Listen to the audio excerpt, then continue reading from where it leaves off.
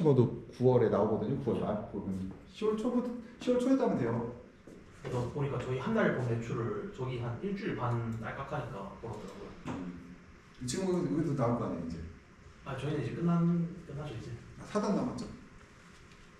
얼마 안 남았네. 네, 4단 남았죠. 원래 목표가 저희 6, 7단 정도 보고 다시 하려고 했던 거 아니에요? 아니 원래 목표가 8, 9단. 8, 9단. 네. 적심쳤지요, 지금. 네, 맞죠. 네, 묘는 지금 맞춰놨고. 네. 묘는 지금 자가용을 하도 괜찮을 것 같아요. 타락 많아서. 아 근데 보니까 아직도 병해중이 많아가지고 이번에 그 내장산 육묘장 쪽에 지금 육묘 맡겨놨어요. 지금 이제 환기에 이어서 첫 시간에 이제 환기에 대해서 이제 얘기해 보려고 하는데요. 환기는 우리가 모든 온실의 기후 조절의 가장 일반적인 수단이다. 그래서 우리가 환기를 위해서 그러니까 우리가 이제 온실을 이제 기후 조절의 제일 가장 기본 수단이라고 하고요. 가장 돈이 안 들어가는 수단인데 그러다 보니까 이렇게 우리가 온실 통제할 때 가장 좋은 온실 환경을 조절할 수 있는 쉬운 방법이 뭐냐? 온실 내와 외부의 엔탈피 차이를 크게 만드는 것이 바로 온실을 통제하기 쉬운 방법이다. 그래서 엔탈피를 높이기 위해서 우리가 뭘 하느냐? 온실 내부의 습도를 올릴 수만 있다면은 바로 온실의 에너지, 온실 통제와 환경 조절이 쉬워진다고 얘기를 해요. 그래서 우리가 이제 돈을 많이 들여서 최첨 좋은 온실 같은 경우는 뭐 1헥타에 2, 3억짜리 그 포구 장치를 달아놓죠. 그러니까 엔탈피를 올리기 위해서 그래요. 그래서 우리가 그 조절을 그러니까 환기를 통해서 한다는 얘기는 환기 한 번 환기될 때마다 에너지의 교환이 크다고 하면은 그러니까 내외부의 에너지의 차이가 크면은 한 번 환기할 때 많은 에너지를 서로 교환할 수가 있다는 얘기가 되고 또 온실 내부의 습도가 높다는 얘기는 외부와 습도 차이가 크다는 얘기는 그 얘기는 곧 한 번 환기할 때마다 그러니까 온실 내부의 습을 제거하는데 매우 효율적이다 이렇게 얘기할 수가 있어요. 그래서 우리가 환기는 이런 것들이 있는데 온화하고 습한 공기를 더 차고 건조한 외부 공기와 교환하는 것을 우리가 이제 환기라고 하는 거고요. 그러니까 이거는 과도한 열과 습을 방출시키는 아주 좋은 방법이다. 그래서 우리가 여기서 환기라고 하는 얘기를 할 때 이제 주의점이 하나 있어요. 여기서 우리가 가장 알아야 될 것이 뭐냐면은 환기라는 건 기본적으로 얘기를 할 때 낮에는 무조건 습도가 높다는 거예요. 그러니까 낮다는 거 무조건 낮에는 내가 증단을 아무리 많이 해도 습도가 낮기 때문에 온실 내의 습도를 어떻게 하면 높일까에 대한 고민을 해야 되는 거고요. 온실 문을 닫기 시작하면은 어떤 경우에도 우리가 습도가 높기 때문에 온실 내의 습도를 어떻게 하면 낮출 수 있을까에 대한 우리가 고민을 해야 된다. 그래서 이 책에서는 지금 뭐 온실 내 습도 흡을 제거하는 좋은 방법이라고 하는데 사실 우리나라에서는 반대 생각을 많이 해요. 뭐냐면은 에너지는 날리는데 온실 내 습도가 너무 떨어지는 문제를 발생을 하고 있거든요. 우리나라는 극단적인 날씨기 때문에 일단은 그래서 우리는 습도 조절도 하지만 습도 조절이 이제 그 습도보다는 이제 열 교환을 그러니까 같이 하려고 하는데 그런 열 교환을 하다 보니까 결국은 습도가 떨어지는 문제가 발생해서 우리가 호흡을 계속해서 낮에는 습도를 올리려고 노력하죠. 그래서 우리가 항상 마음속에 가지고 있어야 될 게 하우스분을 열고 있는 시기에는 무조건 어떻게 하든 최대한 온실의 습도를 낮에 끌어올려야겠다 정도 생각하면 되고 그래야 온실 통제가 쉽다. 반면에 문을 닫는 시기부터는 온실의 습도를 어떻게 하든 떨어뜨려야겠지 정도를 생각하면은 우리가 그런 마음을 갖고 온실을 통제하면 되겠다는 거겠더라고요. 그러면은 이 환기라는 거는 그 일단 온실 내 습도가 높을수록 유리하겠고 외부의 습도가 낮을수록 유리하다는 거예요. 엔탈피의 크기가 편차가 클수록 유리하다는 거예요.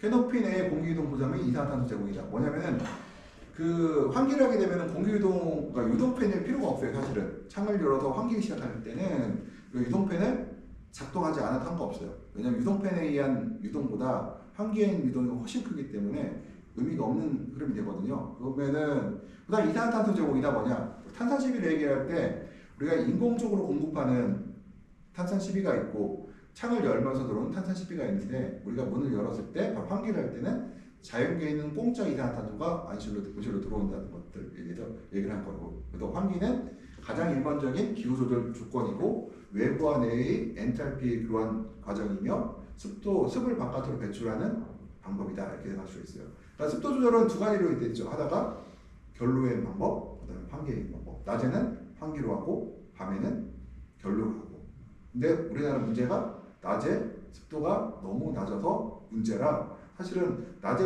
습도를 제거하는 것이 상당히 사실은 우리가 안 했으면 좋겠는데 열만 나갔으면 좋겠는데 아, 그렇죠. 열만 뺄 방법이 없어갖고 그래서 우리가 계속해서 안개 공기로 온실의 습도를 계속 올려주기도 하고 또 어떤 분들은 이제 바닥에다 스프링클러 돌려갖고 바닥에다 물을 뿌려주는 경우도 있어요.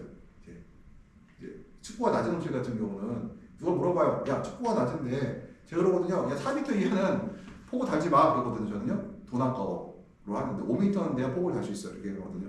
왜냐면 5m 되면은 무릎 만큼 뭐죠 겉어 올린 다음에 여기서 올리면 재배 공간이 나오는데요. 만약에 4m가 되면은 둘 중 하나 포기해야 돼요. 작업의 편의성을 포기하거나 폭을 포기하거나. 저는 그러면은 폭을 포기해요.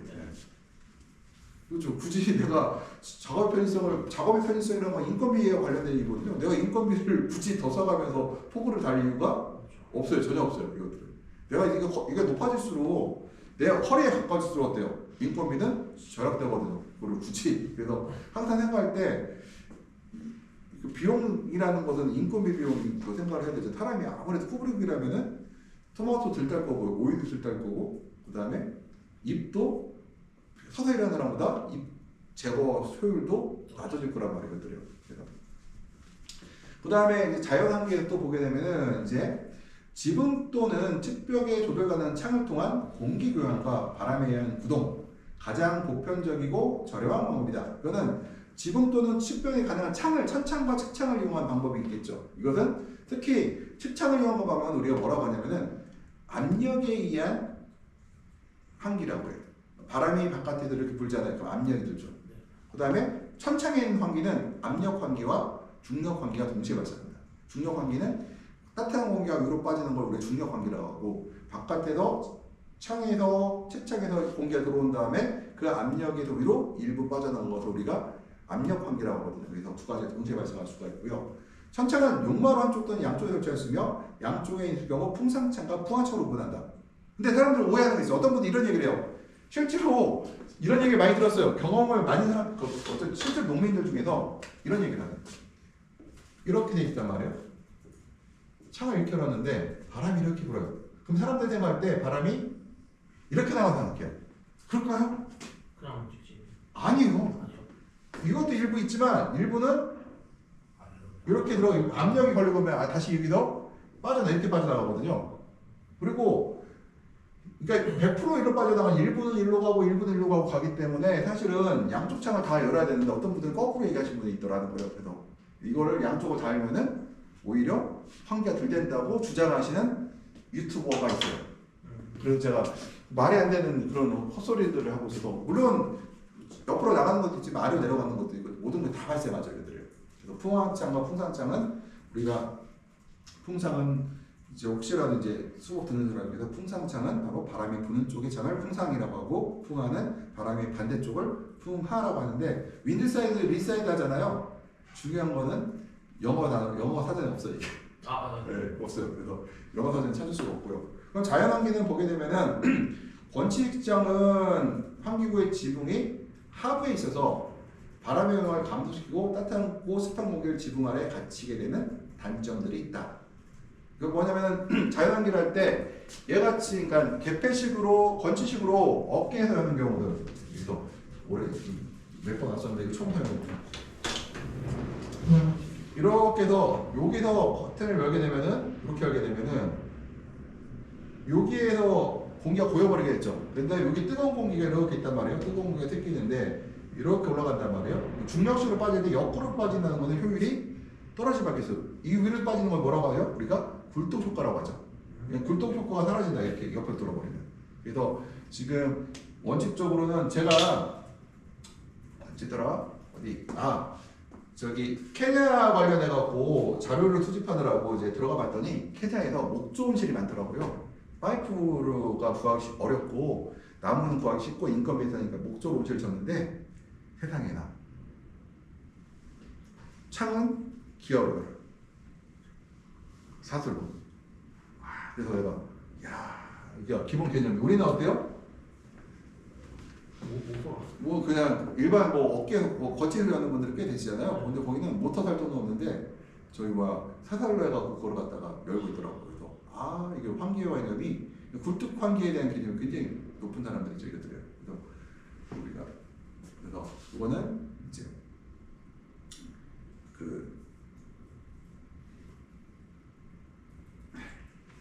자연환기의 특성을 이제 보게 되면은 이제 스크린이 완전히 닫혔을 때 풍화창을 여는 전통적인 방법은 습기 제거에 최적화된 방법이 아니다. 그게 뭐냐면은 풍화창을 여는 방법. 그러니까 풍화창이 뭐예요? 그러니까 바람의 반대 방향을 여는 걸 풍화창이라고 하잖아요. 전통적인 방법은 우리가 풍화창을 이제 닫았단 말이에요.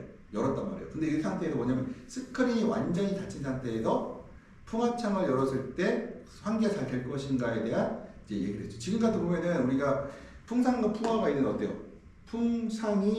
풍상 쪽을 닫고 풍화창을 여는 쪽을 많이 했었잖아요. 최근에는 풍상창을 조금 여는 쪽으로 가고 있더라고요. 그래서 뒤에 쪽 나올 거예요. 그래서 뒤에 쪽에서 그림이 나올 건데 외부의 차가운 공기 캐노피가 직접 떨어진다. 그리고 다공성 스크린 또는 스크린 갭을 사용할 때 동일하다. 이것은 온실 수평 온도 편차의 가장 큰 원인이 된다. 뭐냐면은 외곽의 차가운 부피가 풍화창을 열어버리면은 이쪽에서 바람이 이렇게 들어오잖아요. 그래서 바로 떨어지기 때문에 이런 생장점 캐노피 구역에 차가운 바람을 부는 단점들이 생긴다는 거고요.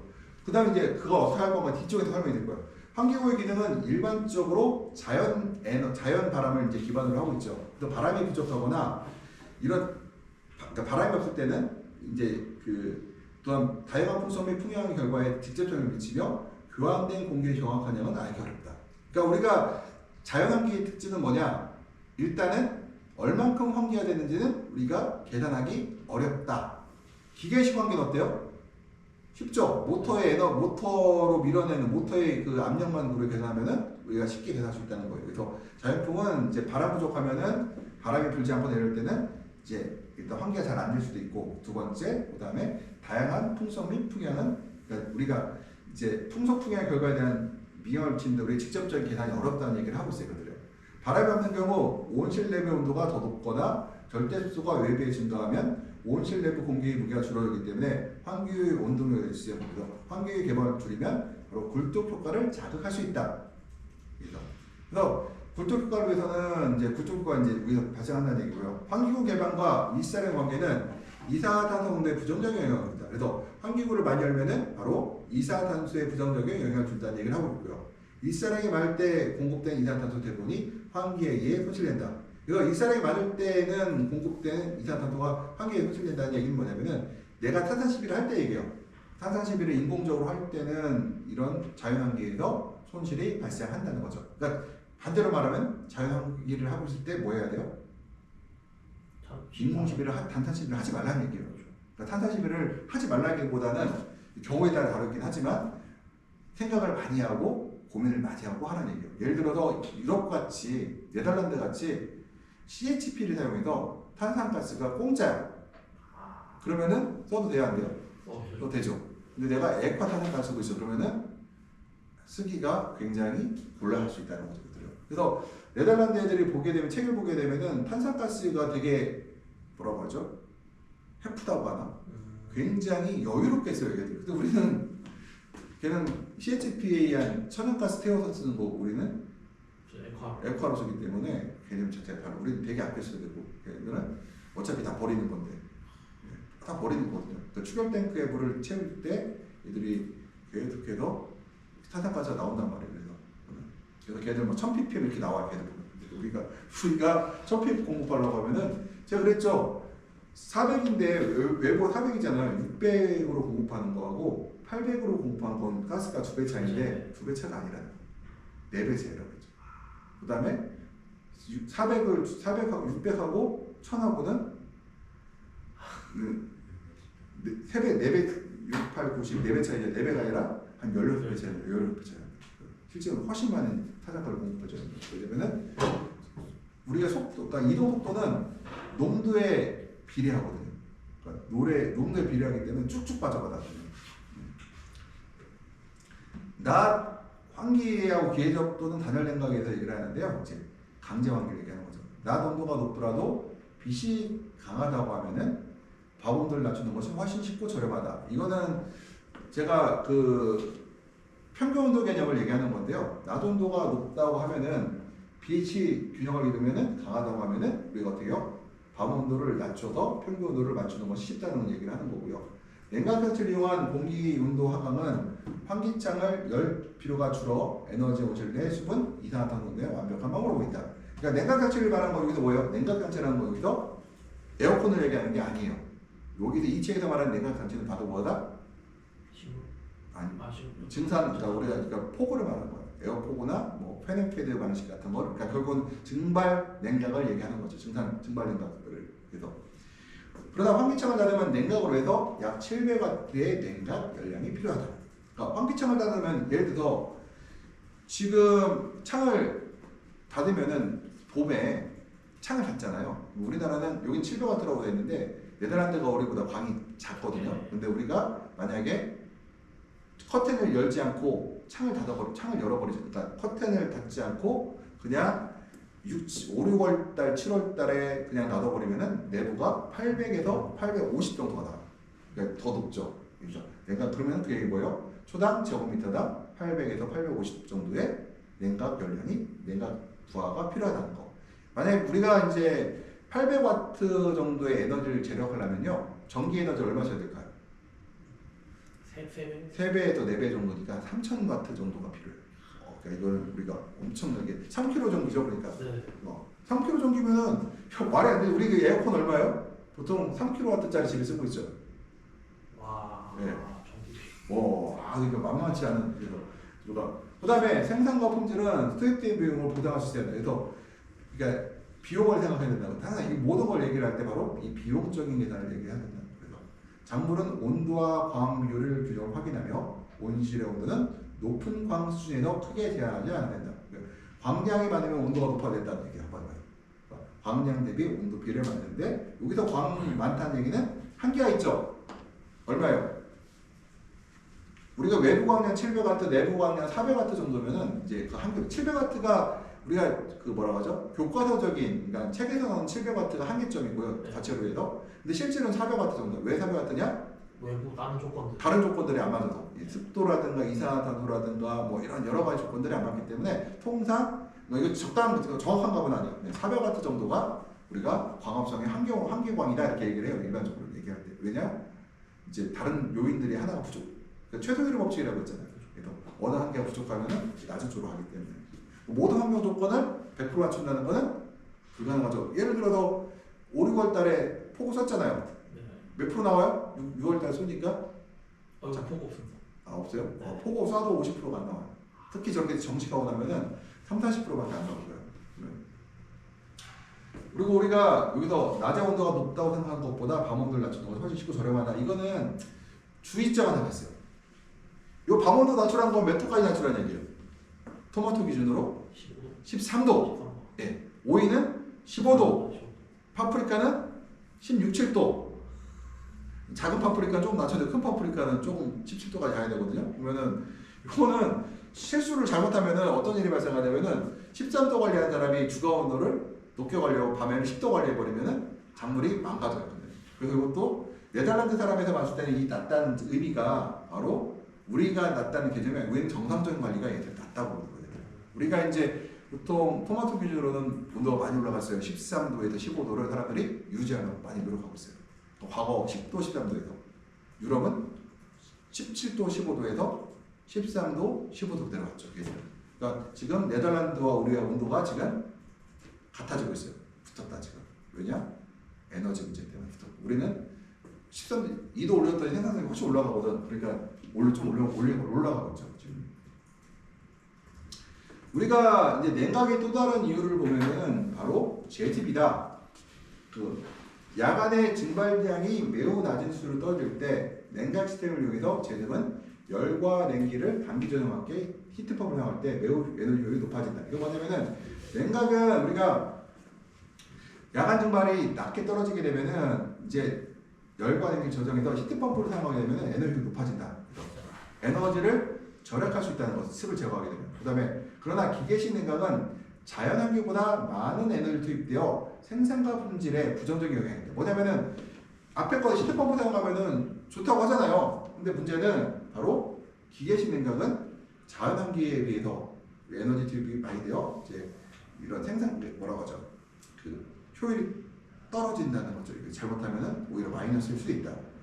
기계실행을 사용하는 이유는 우리가 온실과 외부 공기의 절대 습자가 너무 작거나 음수여서 자연환기가 불가능할 때 환기구 개방을 줄임으로써 절대 습자를 증가할 수 있기 때문이다. 이거는 기계실행을 하는 이유는요. 온실과 내부의 절대 습자가 작다.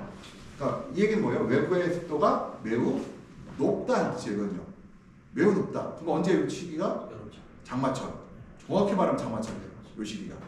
그러면 너무 작거나 음수일 때, 그러니까 내부가 오히려 외부의 습도가 더 높을 때죠. 내부보다. 이때는 근데 그런 일은 우리나라 없어요. 무조건 외부가 높아, 내부가 높아. 그럴 리는 없고. 이럴 땐 자연환 불가할 때 환기가 개방을 줄이면 닫으라는 얘기예요. 그리고 절대 습자가 증가할 수 있기 때문에. 그 다음에 기계식 냉각의 대관으로 포고 시스템을 사용하는데 기계식 냉각으로 환기 개방을 줄여 이산화탄소를 높은 수를 유지하며 유리하지만 포고 시스템을 하면 공기의 수분과 에너지를 증가시켜 천창 개방을 줄여 동일한 탄탄 시비 속도로도 온실의 이산 농도를 150에서 200pm 더 높게 유지할 수 있다. 뭐냐면은 우리가 폭우를 사용하게 되면은 온도가 떨어지잖아요. 습도를 높일 수가 있고 그 얘기는 창을 작게 열어도 된다는 얘기예요. 그러니까 뭐냐면요 습도가 올라간다는 얘기는 에너지가 엔탈피가 높아졌죠. 네. 엔탈피가 높아졌다 하는 얘기는 바로 외부와 공기 교환을 적게 해도 온실의 내온도를 떨어뜨릴 수 있다는 얘기가 돼요. 근데 이 주의점이 하나 있죠. 우리나라 해당이 안 된다. 어차피 다 열어놓고 있어요. 다 열고 버티고 있어야지 무슨 그건 말도 안 그거는 여기서는 이거는 네덜란드 얘기고 뭐 어떤 상황인지 모르겠으나 우리나라에서는 이렇게 했다가는 큰일 나요. 35도 40도 쭉 올라가거든요. 순간적으로. 그래서 이거는 아니고 우리는 문 다 열어놓고 그거는 보고대로 다 쓰고 버티고 있어야 돼요. 최근에 이제 한국형 반밀폐 온실이라는 얘기가 나와요. 한국형 반밀폐 온실이 있을 수가 있어요. 반밀폐 개념을 들어가야 되죠. 바로 제가 이 얘기를 하는 거예요. 반밀폐 온실의 개념이 뭐예요? 밀폐됐다는 얘기잖아. 근데 반밀폐됐다. 그거는 외부에서 공기가 창을 통해 들어오면 안 돼요. 일단은 안에서 바깥으로 빠져나가는 그렇게 되는데, 근데 한국형 반밀폐 온실을 뭐라고 하냐면은 우리나라는 온도가 극악 조건이기 때문에 창을 크게 만들었대요. 창을 크게 만들었으면 뭐가 커져야 돼요? 그 쏘는 게 더 커져야 되죠. 네. 비용이 훨씬 더 기계 설치 비용도 비싸지고 유지비용. 유지 비용도 비싸지겠죠. 그러면은 근데 이게 네덜란드 거보다 오히려 유럽 거보다 더 작은 상태에서 창을 더 크게 만들었어. 그럼 그게 반밀폐예요? 그냥 일반 온실이지. 그 돈만 많이 들은 일반 온실인 거예요. 그러니까 그거는 그냥 그렇게 만들 바에는 그냥 일반 플라스틱이나 비닐 온실을 만드는 게 플라스틱이나 유리 온실을 만드는 게 훨씬 비용이 절감되게 되겠죠.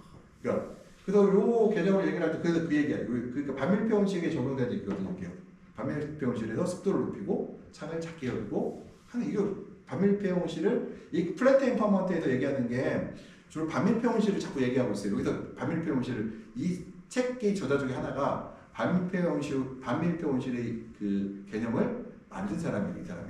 그다음에 이 책에 보면 자꾸 내용 중에 계속 사이드로 빠질 때가 보면은 반밀폐 온실에 대한 얘기들을 계속 하고 있는데 저희는 그러니까 이 책에도 조금 잘못됐다기보다 적용하기 어려운 것들이 우리는 네덜란드에서도 반밀폐 온실이 현재 효과적인가에 대해서는 퀘션 마크를 찍혔는데 우리나라에서는 아닌 것 같거든요. 우리가 계산할 때 아닌 것 같아요. 아직은. 그래서 요 밑에 3번은 요 내용들은 모두 다 반밀폐 온실에 얘기를 하고 있다. 요거 4번, 5번. 요거는 지금 그러니까 다국적 기업들이 베트남이나 발라시라든가 말레이시아 고산지대에서 화훼라든가 이런 채소를 재배하고 있어요. 네덜란드 자본이. 근데 거기서는 창을 엄청 크게 만들어요. 이 기계식 냉각을 하는 게 아니라 뭐예요? 환기가 지금 내외 그 절대 습자가 얼마 안 되잖아요. 그러니까 환기를 창을 엄청나게 크게 만들어서 거의 똑같이 만들고. 그렇죠. 외부와 내부 차이가 없으니까 공기 교환율을 우리보다 훨씬 높게 잡고 있어요. 그래서 그 온실을 우리나라에 지으면은 분명히 효과는 있는데 문제가 하나 있어요. 그렇게 되면은 우리는 강원도에 농사 져도 사실은 완전 여름은 아니에요. 그건 4, 5월에 정식 들어갔는데 4, 5월이면 우리 중부남부 지방에서는 3, 4월 날씨거든요. 그래서 그러면은 난방 안 하면 얼어 죽어요. 그게 네덜란드 저기 뭐야 저기 뭐죠 동남아시아처럼 이렇게 하면 그래서 우리가 이제 그러니까 그렇게 온실을 지을 수가 없다는 거죠. 그런데도 여기가 그 약간 시설원에 좀 발전된 게 되게 신기하네요. 그거 좀 그렇지. 그러니까 향상력이 안 나오니까.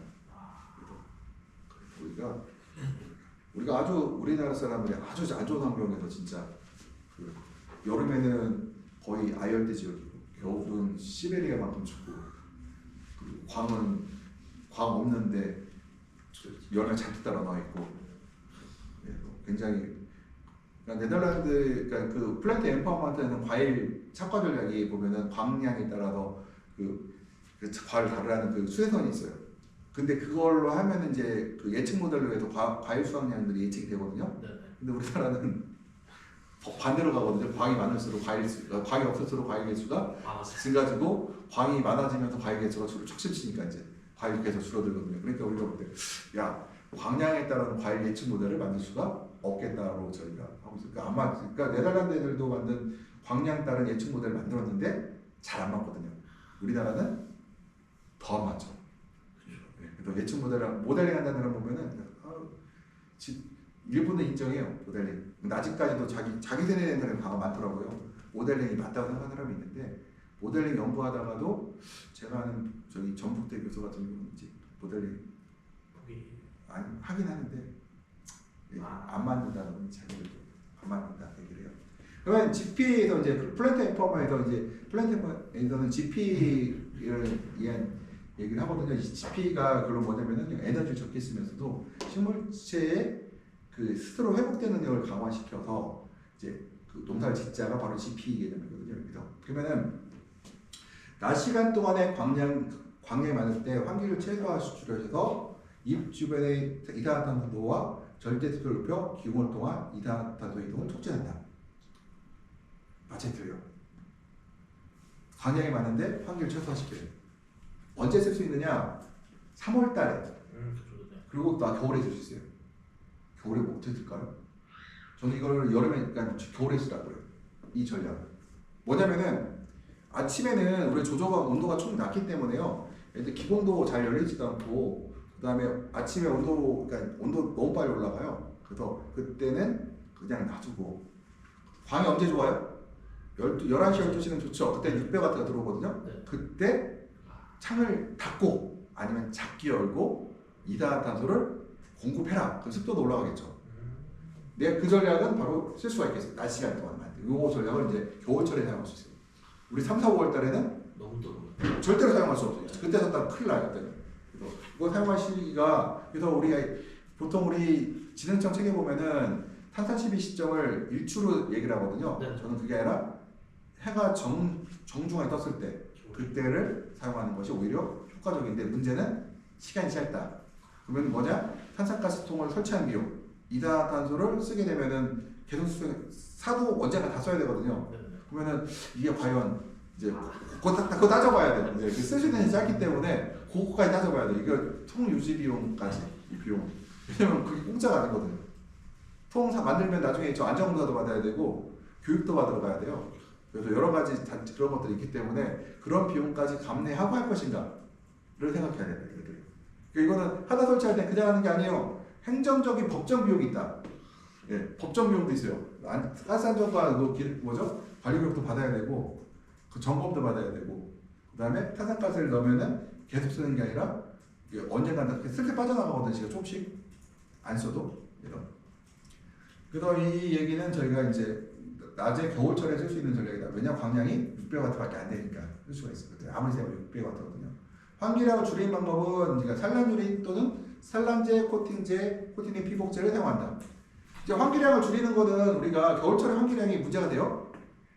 안 되잖아요. 그때는 환기량 우리가 너무 환기량이 우리가 그러니까 적어도 문제죠. 습도 올라가니까. 그러니까 환기량을 줄이는 방법이 뭐예요? 산란유리 또는 산란제 피복제를 사용하라. 그러니까 가로치고 높은 광량이죠. 그러니까 결론 뭐예요? 산란유리 언제 사용하라? 겨울철. 광이 많을 때 사용하라. 거꾸로죠. 그러니까 우리가 오해하고 있어요. 산란유리를 겨울에 쓴다고 생각하는데 아니라는 거예요. 광이 강할 때 사용하라는 얘기예요. 그리고 산란광을 쓰게 되면 어때요? 창을 작게 열죠. 우리가 이제 겨울철에 뭐 원래 작게 왔는데 뭘 더 작게 할 게 뭐가 있겠어요 그때는. 그다음에 지붕이 스프링클러인데 요거는 가로치고 X. 우리한테는 안 맞아. 왜냐면은 지붕 스프링클러가 좋다고 하면은 일단 2000년대 초반까지 지은 옷에는 지붕 스프링클러가 있었거든요. 안 써요. 저도 안 썼고. 새로 지은 온실들은 스프링클러가 없어요. 여기 없을 거예요 다. 예, 없어요. 왜 없을까? 스프링클러 돌릴 시기가 저기 6, 7월이잖아요. 그 5, 6, 7월 다 그때 돌렸어. 창 열어 문 열어. 그거 그렇죠 문 열죠. 그러면 그래도 광이 너무 세. 그러니까 그래서 못해요. 그래서 창문 열 우리는 그 뭐야? 최대한 다 문 열어놓고 커튼 치고 버티기. 예. 그것도 그래서 우리나라에는 안 맞는. 예. 왜? 그러면 지붕 스프링클러를 우리 초창기에 있었는데 해보니 야 못 열어. 창문 여니까 더 안 좋아져서 우리가 그냥 물을 잠궈버렸거든요. 그리고 거기는 그 컨트롤 박스에 있는 거를 우리가 테이프로 둥글 감아서 작동 못하게 멈춰놨어요. 그러니까 스프링클러는 그러니까 이 책은 네덜란드 사람이 입장에 썼기 때문에 항상 이런 것들이 있다. 그래서 책을 보고 나면 이 책 보고서는 한국이 적용하면은 그래서 되게 문제점이 많을 것 같아서 제가 굉장히 위험한 책이구나. 특히 B급 컨설턴트들이 이거 보고 막 자꾸 환기 시키지 말라고 그러거든요. 그래서 우리는 문 다 열어놓고 버티고 있으라고 하는데 온도가 더 중요하거든요. 방은 가고 그다음에 온도가 더 중요한데 습도보다. 그다음에 기계식 환기가 돼 있어요. 이제 기계식 환기는 바람은 환기를 위한 저비용 원동이나 항상 이용할 수가 없고요. 사용에 제한이 있다. 제한이 있고요. 그래서 우리가 기계식 환기라는 거는 이제 팬을 이용한 환기가 되겠죠. 그래서 기계식 환기는 환기팬 유도팬의 원리가 있는데요. 팬이 온실랩의 양압 또는 음압, 그러니까 돌려서 압을 만들어주면 한쪽이 음이 되고 한쪽이 양이 되니까 바로 흘러가게 되겠죠. 온실 외부 공기는 조절 가능한 환기구를 통해서 지붕이나 측벽으로 드러날 수 있다. 이거는 우리가 또 하나 오해가 있는데 기계식 환기 장치를 사용하잖아요. 기계로 바깥으로 빼요. 그러면은 공기가 들어와야 될 거 아니에요? 그거는 걱정할 필요 없고 진공 상태는 있을 수가 없거든요. 온실은 어디든 구멍이 다 뚫렸기 때문에 들어온다는 얘기를 하고 있어요. 그래서 지붕의 측벽으로 들어올 수가 있다. 팬은 특정 부피의 공기 이동할 때는 압력은 특징을 갖는다. 팬을 사용하시는 조건은 일단 팬을 사용하여 환기를 할 때 제한할 때가 뭐냐면은 밀폐 스크린으로 바람의 영향이 제한될 때. 밀폐 스크린은 뭘까요?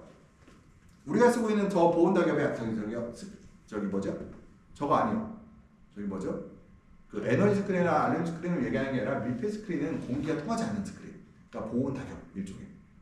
블랙 아웃 스크린. 블랙 아웃 스크린을 우리가 보온 낙엽을 한국의 블랙 스크린, 블랙 아웃 스크린 보거든요. 보온 낙엽을. 그건 공기가 통하지 않죠. 이런 경우에는 기계식 환기를 해야 돼요. 근데 아시다시피 보온 낙엽이 있는 사람 중에서 기계식 환기 장치를 갖고 있는 사람은 없어요. 얘들아.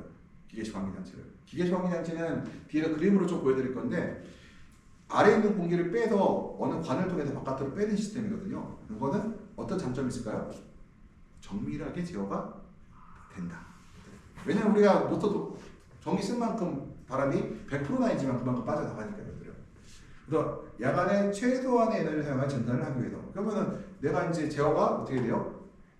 완벽하게 되죠. 환기, 습도의 제어이. 그러다 보니까 에너지를 적게 사용하고 증산을 유도할 수가 있다는 것들. 근데 이거는 그 기계식 환기가 아니라 자연 환기에서도 마찬가지로 할 수가 있어요. 우리가 뭘 할 수가 있냐면은 지금 스크린 아래쪽과 스크린 위쪽에 절대 수차를 이용해서 우리가 증산을 유도할 수 있거든요. 왜냐면 우리가 그리고 또 기계식 환기 같은 경우는 제어가 매우 용이하나 설치비 및 운용의 에너지가 소비되는 장점이 있다. 그래서 에너지는 이제 부피 곱하기 압력 나누기 모터 블레이드 효율. 그러니까 예를 들어서 공기를 밀어낼 때 예를 들어 이제 공기 밀어낸 힘이죠. 한 번에 초당 12방미터를 몰아낼 것인가. 그 다음에 나누기 압력이 나오고 곱하기 압력이 나오고 그러니까 12방미터 곱하기 압력 나오면 속도가 나오죠. 거기다가 모터 블레이드 효율. 왜냐면 내가 이 모터가 100% 효율이 나올 수가 없잖아요. 68% 효율이다. 나누기 0.68 하면은 필요한 에너지가 나오겠죠. 그러니까 시간당 이제 팬의 에너지 소비량이고요. 시간당 필요한 공기량 계산은 온실의 흡수된 에너지와 그 다음에 외부와 온실 바깥의 엔탈피 차이. 그러니까 온실 에너지가 예를 들어서 시간당 예를 들어 뭐 100만 킬로줄이 들어오고 있으면 1立方미터당 예를 들어서 2,500이 들어오고 있는데 그리고 그럼 2,500인데 그 높이가 6m고 이게 지붕이 있으면 한 7m 잡아요. 그러면은 얘를 7로 나누죠. 그럼 1立方미터당 2,500 나누기 7 정도의 에너지가 쌓이고 있는 거 온실 안에. 그러면은 나는 바깥으로 초당 이 에너지를 바깥으로 빼야 되겠죠. 외부의 공기를 봤더니 외부는 공기가 예를 들어서 500kJ이다. 500kJ이다. 그러면은 서로 교환을 하면 한 번 교환할 때마다 500씩 나간다. 그러면은 내가 어떻게 돼요? 다시 이렇게 해야겠죠. 내 온실이 500이야. 그리고 바깥에가 100이야. 왜 들어온 거 뺄게요. 왜냐면 그러면 한 번 교환할 때마다 얼마나 나가요? 400이 나가죠. 400이 나가는데 우리 1立方미터의 공기니까 1제곱미터는 7立方미터죠. 그러면 들어오는 공기가 2,500kJ의 에너지가 지금 태양에서 들어오고 있어요. 그리고 이거 다시 7로 나눈 다음에 그러면은 내가 얼마만큼 빼줘야 추가된 에너지만큼 더 뺄 수가 있을까가 나오는 거예요. 그래서 이 에너지를 계산하는데 그러면은 내부의 엔탈피가 클수록 들어오는 에너지를 더 쉽게 뺄 수가 있다는 얘기죠. 그래서 온실 흡수된 에너지는 바로 태양 에너지를 얘기하죠. 필요한 압력은 온실 내부의 공기 저항과 환기구에 결정되고 일반적으로 더 먼 거리, 더 밀대인 작물 구조, 좁은 바퀴 덕트는 필요한 압력을 증가시킨다. 그래서 토마토나 오이가 저기 상추나 이런 거에 비해서 더 많은 환기량이 요구된다 이거들이요. 그다음에 거리 제심 밀도의 압력은 비례 관계이고 덕트 복과 압력은 반비례 관계. 당연히 우리가 이건 뭐 당연한 얘기죠. 폭이 넓고 압력이 크면 반비례고 당연히. 거리가 멀고 제심 밀도가 높다는 얘기는 저항이 크다는 얘기니까 당연히 비례 관계가 있겠죠. 필요하면. 일단 이제 우리가 이제 기계식 그 공기 순환과 그 유동과 그다음에 환기의 시작점은 어떻게 될 것인가? 우리가 이제 기계식 공기 순환 및 환기 해결 과제에서 유동팬과 환기팬은 언제 시작할 건가 볼게요. 일단은 야간이나 새벽에 질병을 일으키는 찬 공기가 낙하하게 되면은 그러니까 찬공기가 낙하되게 되면 생장점이 결로가 발생하고 결로가 발생했을 때 이제 병을 발생시킬 수 있는 문제가 생기죠. 그리고 너무 차갑거나 건조한 공기의 흐름을 피하고 작물의 캐노피에 공기 흐름을 만들어야 하는 문제. 이건 낮에요. 낮에는 이제 여름철에 상관없는데 3월달 아침 때 보게 되면은 외부 공기가 아직 공기는 우리가 오해하는 게 옷에 들어가잖아요. 더워 하는데 바깥은 아직 5도예요. 10도예요. 그럼 어때요? 찬 공기가 창을 열었을 때 수직낙하게 되면은 생장점을 다치게 할 수가 있겠죠. 그 얘기를 하는 것이 바로 이것들이다. 그래서 우리가 뭐 지금 이 시점은 상관없죠. 근데 2, 3월 달에는 3월 달 같은 경우는 아직 외부 공기가 되게 차가운 시점이다. 햇빛만 강할 뿐이죠. 그 다음에 야간에 증산이 필요할 경우 절대 습도의 차례에 의해 풍량을 조절해야 된다. 그러니까 절대 습도 차이 뭐예요? 내 외부의 절대 습도에 의해서 바깥으로 빠지는 공기의 양을 결정한다. 이거는 기계식 환기에선 가능한데 일반 환기 방식은 불가능한 얘기가 되겠고요. 에너지 방출에 필요한 경우 온실 내부의 엔탈피 이차, 그러니까 낮이 되겠죠. 그래서 내가 들어온 에너지를 들고 내부의 엔탈피 차를 이용해서 공기를 조절한다. 그러니까 이렇게 얘기하면 돼요. 광이 세면 창을 크게 열어라. 그냥 계산할 것도 없어요. 광이 작으면 창을 작게 열어라 이거였거든. 이거 그냥 이게 한마디로 이 뜻이었거든. 그러니까 너무 이렇게 얘기하니까 되게 있어 보이는데 우리가 다 하고 있죠. 광이 세면 크게 열고 광이 작으면 작게 열고 이 얘기를 우리가 하는 얘기예요. 그 다음에 작물의 기간 중 증산하지 않은 부분 농도가 높아지면 공기 공급량 속도를 높여야 한다. 뭐냐면은 과일이 이제 대표적인 얘기죠. 꽃이 그렇겠죠. 꽃이 곤을 받게 되면 어때요? 그냥 떨어지거든요. 그때는 공기 공급량과 속도를 높여야 한다. 알고 있어요. 그런데 그러니까 우리가 뭐예요? 저기 문을 다 열어놓고 있죠. 그리고 열어놓고 있는데 안 되는 건 어떡하라고. 다 열어놓고 있죠 지금. 그리고 차방도 하고 있잖아요. 차방도 하고 다 열어놓고 있죠. 그다음에 유동팬의 속도 제어는 야간에 특정 증산을 유지하거나 낮에 온실의 에너지를 유지하는 데 기반한다. 유동팬은 뭐냐? 밖으로 빼는 게 아니죠. 뭐예요? 내부에서 움직이는 것들이에요. 내부에서 건조한 것과 습한 공기를 섞어버리면은 습한 거는 건조해지고 건조한 거는 습해지겠죠. 그 얘기를 유동팬이 하는 것이다. 온실도 내에서도 뜨거운 공기와 차가운 공기를 섞어버리면은 뜨거운 데는 시원해지고 차가운 데는 더워지겠죠. 이것을 우리가 유동팬의 역할이라고 얘기해요. 그러니까 이거는 주로 낮에 사용하는 것보다 그 낮보다는 주로 밤에 주로 하는데요. 낮에는 사실은 큰 의미는 없어요, 얘들요. 왜냐 공기 유동이 우리 창을 기본적으로 100% 다 열어놓기 때문에 큰 효과는 없다. 우리가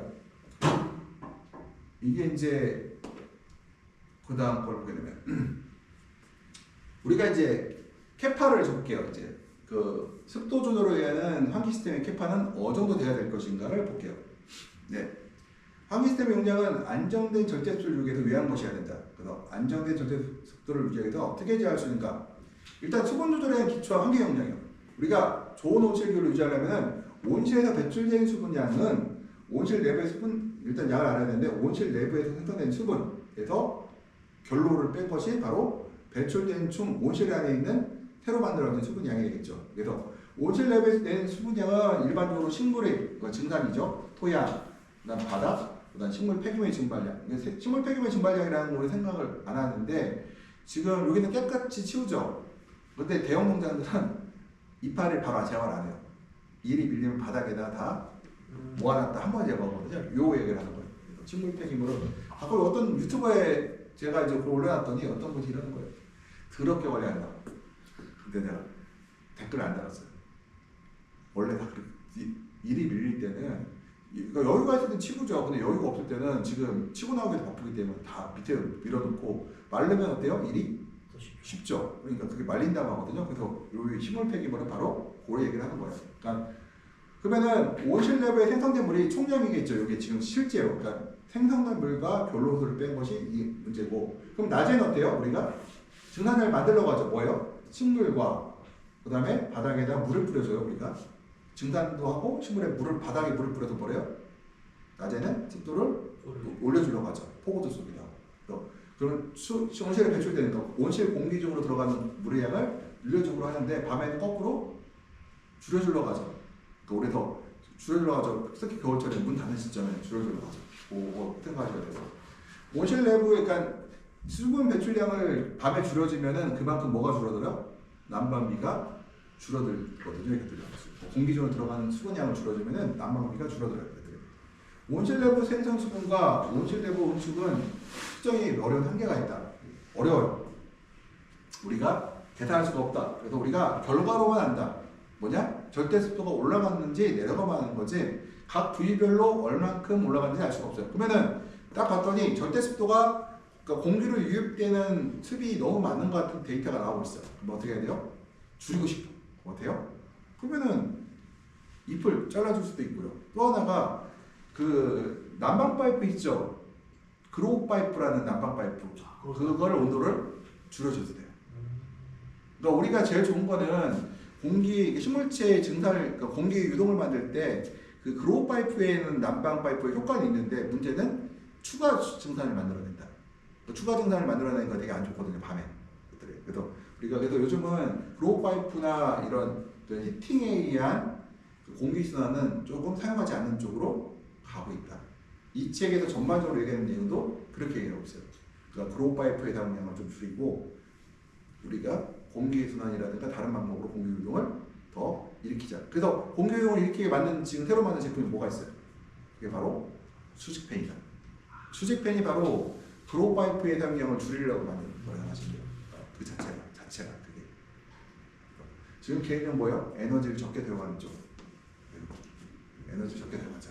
이쪽으로 가고 있다는 거죠. 그래서 우리가 뭐예요? 어렵다. 근데 이 어렵다는 거 뭐예요? 네덜란드 와겐디겐에서 사용되고 있는 최첨단 컴퓨터조차도 측정이 어렵다. 그래서 이제 요새 이제 그 모델링하는 사람들이 물질 수지라는 거래요. 공급된 물과 증발량 계산해갖고 뭐 한다고 하는데 뭐라고 돼 있어요? 어렵다. 그러니까 이거는 작은 온실에서 작은 온실이 아니라 이런 밀폐된 공간의 물질 수지 분석은 할 수가 있는데 개방된 온실 구조에서는 사실은 저희들도 결과로서 아는 것이지 우리가 그리고 추정할 뿐이지 그리고 그것이 얼만큼 그게 들어왔는지는 알 수가 없어요. 바닥에서 올라왔는지 입에서 날아왔는지 그 잎도 아랫잎에 얼만큼인지 위에잎에 얼마인지는 정확히 알 수가 없어요. 왜냐면 그럼 각 잎마다 전부 모아야 돼요. 온도계 다 달아놓고 해야 되는데 그거는 또 하나가 있죠. 그때 결과가 나왔어. 우리 모델링할 때 그게 문제거든요. 어떤 나무를 딱 해도 센서를 20개를 달아도 위에 잎 안에 다 달아서 물질수를 분석했어. 그럼 우리가 뭐라고 하냐면은 그 나무는 그랬나 보지. 거기서 1m만 벗어나도 다르다. 네. 네. 우리 그래서 결과로만 안다는 걸 우리가 그래서 그 우리가 너무 비싼 장비를 필요 없어요. 그냥 뭐가 제일 중요하다? 사람이 능력이 거의 대부분이야. 아니 운전도 차가 좋으면 운전 잘해요? 아니죠. 그것도 성능이 조금이고 나머지는 봐요. 드라이버가 잘 운전을 잘해야 되는 거지. 네. 그런데 온실은 어때요? 그것보다 더 복잡하고 훨씬 복잡하거든 자동차보다. 그럼 누가 더 잘해야 돼요? 사람이 더 잘해야 되죠. 그럼 AI 경진대회 같은 데에서 다 거짓말이에요. 다 거짓말이에요. 거짓말. 지금 네덜란드 애들도 뭐 내부적으로 다 하고 우리나라도 경진대회 나가 3등했다고 누가 2등인가 3등했다고 하잖아요. 네. 아, 사기꾼 놈들이에요. 그게 아니라 재배사들이 다 했어요. 그리고 언젠가 우리나라 경진대회 같은 경우는 방치대. 그렇다. 거기 그냥 짜고 치는 모습이요. 아니요. 짜고 치는 정도도 아니고 그냥 방치인데 제가 재밌던 게 뭐냐면 그분이 그 팀 1등을 안 했거든요. 생산적으로는 1등을 했어요. 어떤 팀이냐? 신가루병이 나온 팀. 잎을 따서 저격의 기준이 있더라고요. 저격을 해갖고 1등 했습니다. 저격을 할 줄도 몰라요. 예. 그 우리가 웃겼다니까요. 야, 신가루병이 나왔는데 1등을 했네. 그 이유는 저격을 해서. 그래서 자기 우리가 이제 약방기 때 생산성 올리는 방법 중에 하나 저격이거든요. 저격 되게 커요. 생산성 올리는 방법. 근데 저격을 나는 아무 데도 안 한 거예요. 하나만 신가루병 나서 저격을 했단 말이에요. 내가 웃겨갖고 그리고 우리 교수님하고 저 식사할 때는 야 얘가 제일 많이 그런 1등 아니야 했는데 근데 나중에 안 되겠으니까 무슨 전략도 잘 짜는 사람이 1등이래. 전략을 무슨 잘 짜, 입도 왔다고 커튼도 제대로 커튼 사용법도 모르고 안개 쏘는 방법도 제대로 모르는 사람이 무슨 전략을 짜. 근데 평균 수준보다 평균 단동호실보다 낮은 생산성인데 그냥 그 안에서 그거는 생각해봐요. 전략을 잘 짰는데 축구가 낮은 우리가 흔히 말해서 13m 파이프에서 그냥 바닥 기어다니면 넘어지는 사람보다 수학이 작고 그런 문제죠. 그건 문제가 아니라 이건 방치인데 우리 방치의 경진대예요. 잘 이해했어요. 이건 지금 네덜란드 경진대에 나왔던 거는 한국 사람들 다 거짓말이에요. 그 사람들 다 거짓말쟁이들 싹 거짓말. 그분들 유튜브에 나오더라고요. 우리 다 내막을 다 알고 있는데 그리고 네덜란드조차도 그 사람이 조종했다고 다 지금 내부적으로 다 얘기를 하고 있습니다. 그러니까 겉으로는 경진대회를 하고 아는 사람끼리 보이면은 사람이 운전하는 경진대회라. 누가 넣어도 재배사람. 재배사. 그 재배사도 엘리트가 온 게 아니라 약간 B급들이 와. 세상에 많지 않거든요.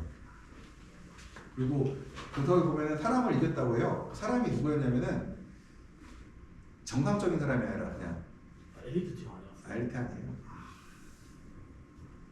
그리고 온실 내부 수정을 볼게요. 이제 그래서 우리가 측정한 어려움이 한계가 있다. 그래서 식물 증발력을 천연에너지 공급을 통해 추정하거나 저울로 추정할 수 있어요. 그거는 배지 부결돼서. 그러나 토양이나 바다, 식물 폐기물 증발량은 우리가 알 수가 없다는 겁니다. 그래서 온실 내부 절대 습도의 추세선은 수분의 생산과 배출 사이 균형에 대한 정보를 제공한다. 그래서 우리가 이제 요새 최신 컴퓨터에 보게 되면은 절대 습도의 추세선이 있거든요. 이것은 알 수 있는 것보다 절대 습도가 떨어졌다는 얘기는 배출된 수분량이 온실 밖으로 나가는 수분이 많다는 얘기고 만약에 절대 습도가 올라간다는 얘기는 반대로 식물의 증산 또는 공기적으로 하여튼 들어가는 수분량이 나가는 수분량보다 많다는 얘기가 되겠죠.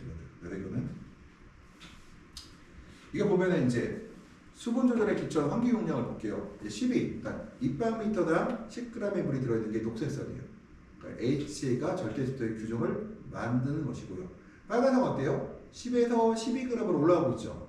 이거는 절대습도가 증가하고 있는 거예요. 그러니까 증산보다 배출이 많은 거죠. 반대로 그 주황색 선은 뭐예요? 아래 떨어지고 있죠. 절대 그러니까 증산하는 그 공기 중에 들어가는 물의 양보다 공기 바깥으로 온실 바깥으로 빠져나가는 수분량이 많을 때가 바로 이런 그래프들이 발생하겠죠. 그러면은 그 빨간색 같은 상황이 발생하면은 이제 상대 습도가 증가하고 결로적 온도가 높아지겠죠. 그러면서 어떻게 생겨요? 결로가 발생할 확률이 올라간다는 얘기고요. 반대로 이제 빨간색이 되면은 이제 주황색이 되면요, 이때는 AH가 감소하고요. 단 이제 RH는 감소하지 않을 수 있다는 얘기는 뭐냐면은 절대 습도가 준다고 해서 예를 들어서 절대 습도 줄어요. 근데 만약에 온도가 떨어지면 어때요? 상대 습도는 올라갈 수는 있죠. 줄지 않을 수도 있어요. 이거는 별도의 문제고요. 작물은 증산 속도가 증가하면서 감소하는 상대 습도에 반응하며 증가된 증산의 결과로 기온이 낮아지기 때문에 그 불필요한 에너지 손실을 초래한다. 그래서 수분 매출이 너무 많게 되면은 불필요한 에너지 손실도 발생할 수가 있다. 얘기할 수 있어요. 수분 조초에 비추한 우리가 환기 전략을 명령을 보게 되면은 우리가 야간을 주로 봐요. 밤에는 낮에는 우리가 제어가 거의 안 되기 때문에 우리가 주간은 이제 밤을 보는데 증발 속도의 정의를 보면은 야간에 얼마예요? 15에서 25g, 20g 정도 또 25g 정도까지 배출을 그러니까 증발량을 만들어내요.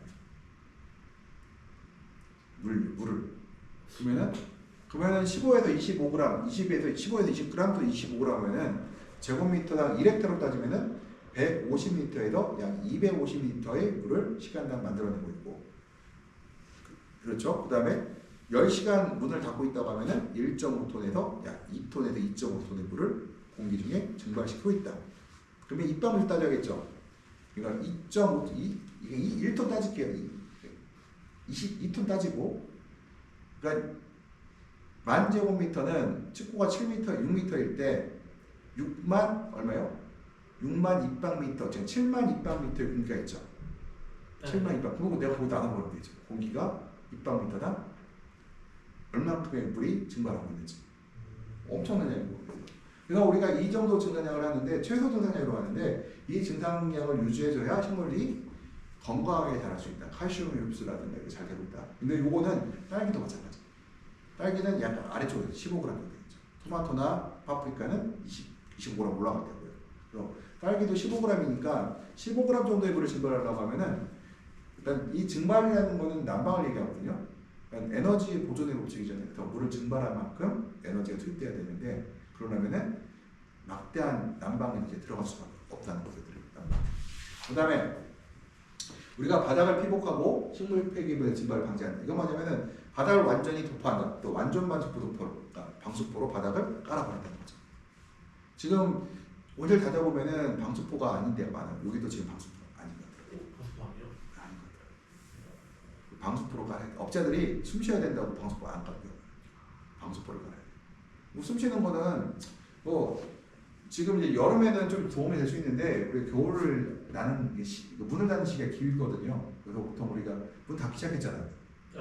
그다음에 내년 4월 중순까지 문을 닫을 거기 때문에 5월 초까지 닫을 거예요. 그러면은 문을 열어놓고 있는 시기는 5, 6, 7, 8, 9, 5개월이고 문을 닫고 있는 시기는 약 6, 7개월을 닫고 있죠.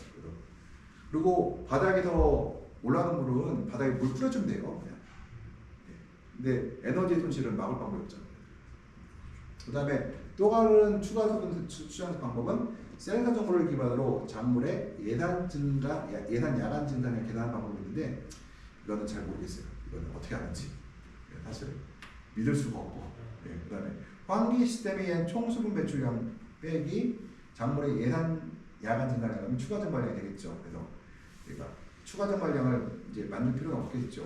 최소 증산량만 만들어내는 거고, 온실 공기와 외부 공기의 절대 습도 차가 향후 경향선은 환기 시스템에 의한 배출된 수분량을 계산하는 좋은 정보가 될 수 있다. 왜냐면은 내가 기계식으로 환기를 한다든가 이럴 때 내부의 절대 습도 차로 인해서 우리가 공기를 얼만큼 바깥으로 빼주면 되는지 계산되죠.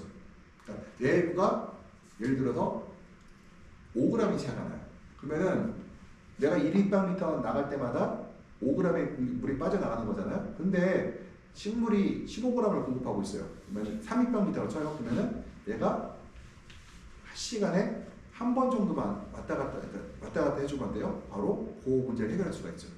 이거를 계산할 수가 있다.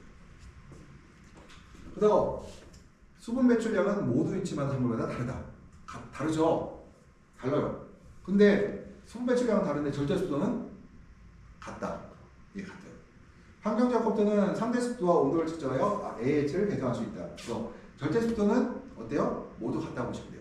왜냐하면 확산 법칙에 의해서 온실의 온도는 다를 수가 있는데 구역마다 얘를 보일러 가까운 정도 높겠고 멀을수록 차갑겠지만 절대 습도는 비슷하죠. 그러니까 절대 습도는 같으니까 편차가 발생하면 어떻게 돼요? 온도가 낮은 곳에 뭐가 생겨요? 결로가 생기죠. 그래서 편차가 적을수록 통제가 쉽다.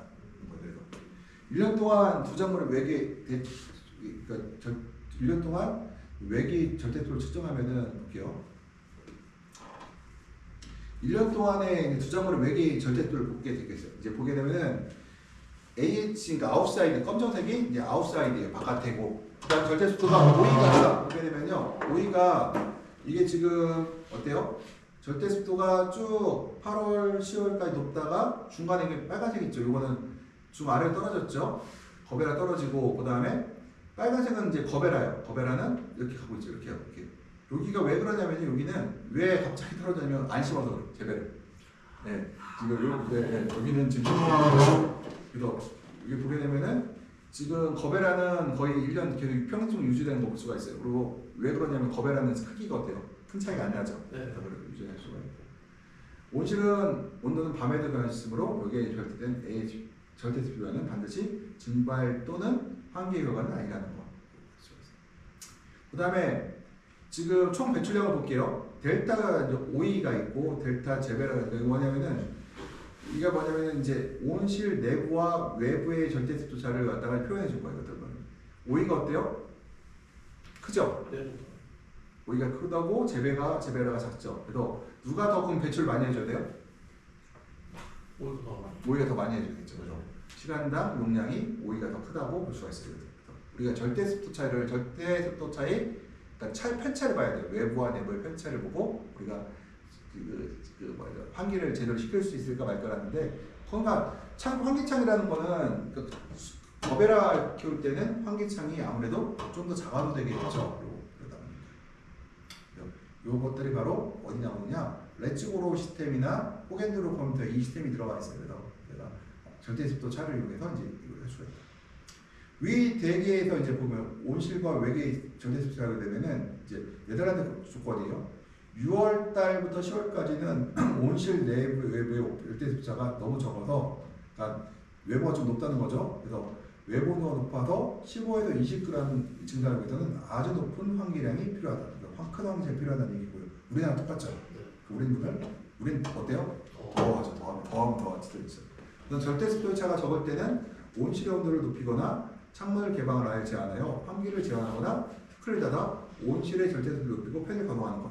그러니까 이거는 네덜란드가 그나마 지금 6월달 되잖아요. 비 오면 18도고 맑은 날은 23, 4도 정도밖에 안 돼요. 우리는 30도가 넘어가니까 이게 해당할 수가 없고요. 그래프에서 보게 되면은 이게는 이제 9월부터 5월까지 OE에 비해서 거베라의 절대습도변이 큰데 이는 2개월 동안 야간에 거베라의 길이 성장을 조절해서 암막을 사용하여 삭도 제한 환경을 사용했기 때문에 그렇고요. 그래서 15에서 20g 환경량 유지하고 있고요. 12월, 2월에는 오이가 비어 있었기 때문에 아까 그런 결과가 나왔다는 거죠. 오이 온실의 절대습도가 거베라 온실보다 높다. 오이 온실과 외계의 절대습도 차는 8g, 거베라는 4g이다. 증발 습도는 20g을 달성을 하면 오이는 약 2.5 입방미터, 거베라는 약 5 입방미터. 그래서 오이가 훨씬 작은 환기병 용량이 필요하다. 이렇게 할 수가 있어요. 그다음에 일반적으로 온실 온도가 낮을수록 필요한 환기량의 용량이 커진다. 우리가 온도 조절에 기초한 환기 용량을 볼게요. 보면은 우리가 과이도한 열을 제거하려 환기가 필요한데요. 원인은 인공조명과 안면스크린에 되는 거예요. 우리나라 인공조명을 쓰는데 안면스크린 사용하지 않기 때문에 이제 이 문제 좀 없거든요. 우리나라는 제가 그거 보여드렸는데 우리나라 보관등 쓰는데 하늘 네, 보여요. 거의 오로라처럼 붙잖아요. 근데 그걸 막아버려도 될까요? 안에 열이 고이겠죠. 이 얘기를 하는 거예요. 우리나라에서는 해당이 안 되는데 아마 그게 계속 그런 게 이제 도시근교라든가 이제 많아지면 이제 법으로 이제 제한이 들어올 거예요. 수직팬 사용은 바로 이거다. 이제 수직팬은 램프의 열을 작물의 캐노피에 공급되는 수직팬을 사용하여 난방을 절약하고 작물 수직온도 부프를 일정하게 유지한다고 합니다. 수직팬은 뜨거운 공기를 아래쪽 뿌리 근권으로 내려보내는 장치잖아요. 그런 거고 200 마이크로몰을 방출하는 LED 고압 나트륨 볼게요. 200 마이크로몰이요. 파가 그럼 파기름이잖아요. 그래서 보통 고압 나트륨 등이 LED가 고압 나트륨 등에서 파가 더 높아요. 파의 비율이. 와트하고 파하고 다르죠. 와트는 이제 에너지 총량 개념이고 파는 광합성하는 그 에너지의 입자 개념, 포톤 입자 개념이거든요. 그러면은 일단 볼게요. 200 마이크로를 맞추기 위해서 이제 와트로 볼게요. 이제 그러니까 LED 이제 홀티 탑이라고 하는 LED는 약 320와트의 등을 이제 소비하는 와트가 필요한데요. 파라이트는 이제 860이고 그 다음에 커버레지 램프의 커버레지는 4.3. 뭐냐면은 그러니까 램프 요거 하나 갖다가 이제 800 이제 램프당 파가 860이고 와트는 320을 사용하고 있어요. 이 860의 파를 만들기 위해서. 그리고 커버레지 그러니까 램프 하나가 커버하는 면적은 4.3 제곱미터가 되는 거고 일단 열 방출은 74와트를 열을 내고 있어 제곱미터다. 우리가 말하는 쏜티라고 하는 거는 이제 고압 나트륨 등인데 등이 용량이 전기가 3.2배를 먹죠. 3.2를. 그런데 문제는 광은 파가 2.8배가 많아요. 그러니까 에너지는 3배 썼는데 파는 2배밖에 안 많으니까 실제는 파가 LED가 많다는 얘기죠. 그거는. 네. 그래서 우리가 보통 얘기를 할 때 그 1000kW를 우리가 보거든요. 일렉타에 저기 고압 나트륨으로. 그러면 LED는 600kW 정도 된다고 얘기를 해요. 그러면 램프가 커버하는 게 얘가 에너지가 파가 2배니까 당연히 커버 면적도 2배가 되겠죠. 일단 열이 얘가 1.54배가 나와. 왜냐면 여기서 용량이 컸기 때문에. 여기서 컸기 때문에. 보면은 뭘 보냐면은 와트만 보면 돼요. 총. 재배 그러니까 우리가 열이라는 건 와트거든요. 와트 보면은 얘가 1.54배가 나온다는 걸 보여주는 거예요. 200 마이크로. 200 마이크로는 뭐예요? 와트로 치면은 100와트의 광이거든요. 생산점에서. 근데 우리나라 보강등에서 100와트를 할까 안 할까요? 거의 70와트 정도. 비용 비싸요. 100와트까지 하려고 하면은 1000kW, 600, 700 끌고 가야 되는데 보강등 하시는 분 보면 되게 LED가 400kW 정도 끌고 오는 거더라고요. 그럼 우리가 보통 700와트, 6, 700에서 100와트 나오니까 뭐 지 등이 뭐 삼성 거나 뭐죠 필립스 거나 뭐 지가 그게 그거겠죠 하면은 그냥 갖다 넣어버리면은 얼마큼 나올지 알 수가 있겠죠. 온도 조절의 기초 환기량을 내면은 수den식 가비는 종종 LED에 사용되며 생산열의 최대 35%를 원실에 제거합니다. 수den식이에요. LED가. 그러니까 지금 공냉식으로 사용하고 있는데 지금은 LED는 쓰고 고압 저기 수직팬을 달아서 열을 이제 바깥으로 안으로 이제 사용하려고 많이 하고 있어요. 그러면은 내가 이제 전기를 초저녁 같은 경우에는 LED를 켜거나 고압표를 쓰게 되면은 근권 그러니까 온수 파이프 온도를 낮추거나 안 사용해도 돼요. 초저녁에 그렇게 하고 있고 그러면은 이 수냉식은 이제 어떤 얘기를 하느냐 여기서 저는 식물 공장 얘기를 하고 싶어요. 식물 공장에서 원래 수냉식으로 LED를 시켜야 되거든요. 수냉식은 어때요? 비싸죠? 그러다 보니까 안 해요. 더 비싸죠. 옛날엔 수냉식이었어요. 근데 지금 공냉식 바뀌었어요. 옛날에 20년 전에. 그건 뭐냐면은 그러니까 단가를 낮춘 거죠. 그러면 에너지는 더 많이 나오니까 왜냐면 그거 하려면 시키려면. 예. 근데 수냉식으로 하면 어때요? 장비가 더 들어가죠. 근데 아무튼 현재 우리나라에서는 그러니까 일반적으로 지금 그 버티컬 이제 수직팬 버티컬 팬이 생기기 시작하면서 이제 수냉식보다는 공냉식으로 해서 아래쪽으로 그 공기 밀어내는 방식으로 가는데 문제는 칩고가 최하 6.5m, 7m 정도가 돼야지 버티컬 팬을 달 수가 있다. 그거 안 되면 못 달아. 그러면은 왜 못 다느냐? 그 50cm 이상을 더 낮춰야 되거든 작물 높이를. 그러면은 6m만 돼도 약간 제병 공간 확보가 좀 손해를 보기 시작해요. 그다음에 이제 팬에 의한 열 배출량은 공기의 엔탈피 차이, 그러니까 내부와 외부의 뭐예요? 엔탈피 차이에 공기를 밖으로 얼마큼 배출하냐가 바로 이제 그 열 배출량이 되겠죠. 팬에 의한. 그래서 이거는 우리가 이제 기계식, 그러니까 기계식으로 우리가 그 공기를 바깥으로 빼낼 때 하는 얘기가 되겠고요. 그다음에 공기 엔탈피는 뭐 현활 자매 플러스 합치고 하게 되겠죠. 이거는. 지금 이제 온도 조절에 의한 기초 환기량을 볼게요. 우리가 제곱미터당 60W 정도의 배출이 필요한 환기량이 나요. 그러니까 1W에 3,600줄이 되겠니까 이거 잘못된 거네요, 이거잖아. 1W는 3,600줄이 아니라 저기 1W가 1시간 동안 오게 되면 3,600줄이 한 뜻이에요. 이해가 이거 1W 예, 잘못 이거 1W 곱하기 뭐예요? 1시간. 그럼 3,600줄이다 이렇게. 예. 그다음에 1W는 1줄이 1초 동안, 그러니까 1W가 1초 동안 오면 그게 1줄이거든요. 이렇게 얘기하시면 됩니다. 그러면은 환기율이라는 거는 에너지, 그러니까 3,600 나누기 1000 하고 여기다 이제 보면은 볼게요. 여기서 볼게요. 온도가 공기 온도가 이제 16도이고 습도가 90%예요. 엔탈피가 50kJ라고 나와 있어요. 그럼 바깥은 14도이고 30%예요. 그러면 엔탈피가 26이에요. 그러면은 우리가 1立方미터 공기를 밀어낼 때마다 약 얼마가 나가요?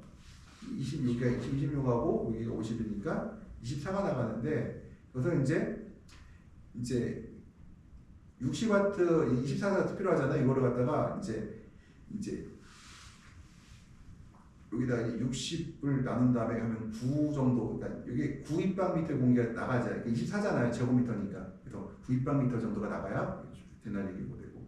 여기 보게 되면은 16도이면 90%이고 50%이고 여기가 습도가 올라가요. 그럼 44가 되죠.